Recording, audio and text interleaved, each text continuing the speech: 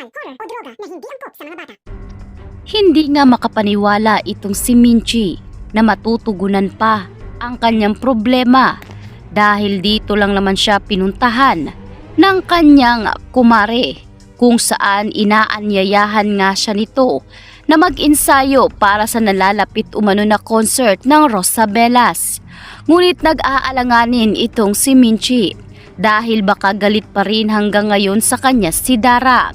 Ngunit alam nitong kanyang kumare na magiging maayos rin ang lahat kung susubukan umano ni Minchi na maging mahinahon para umano sa kapakanan ng kanyang asawang si Perry. Siguradong magkakaroon umano ito ng sapat na pera para sa operasyon ng kanyang asawa.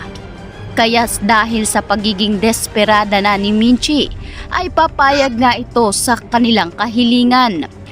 Dito na nagpaalam si Minchi kay Jenny tungkol nga sa nalalapit na concert ng Rosabelas. Ngunit anya pa ni Jenny na meron din umano silang magiging concert at sa pagkakataong iyon ay sana ay nasa maayos na estado ang kalusugan ng kanyang amang si Perry. Nagproproblema kasi itong si Jenny kung saan niya hahagilapin ang napakalaking pera para sa operasyon nga ng tenga nitong si Perry. Ngunit dahil ito na ang sapat na panahon ay hindi umano sasayangin ito ni Jenny.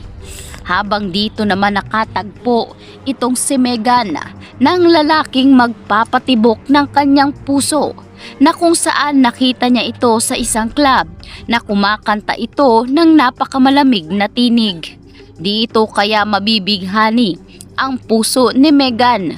Subalit nangangamba itong si Megan na pati baka ang lalaking kanyang kinahuhumalingan ay magiging kahati niya pa sa puso nito.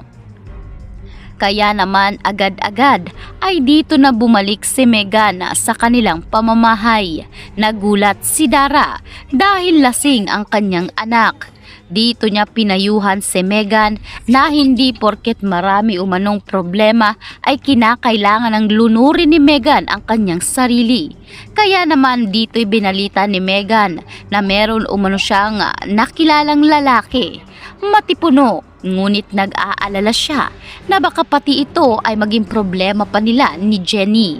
Kaya sinabi nitong si Dara na huwag sanang maulit ang naging sitwasyon nila noon ni Minchi at nagkaroon pa ng kasalanan ang kanyang amang si Dio. Kaya naman nanumbalik tuloy kay Megan ang inggit at galit na kanyang nararamdaman dito sa kanyang half-sister na si Jenny.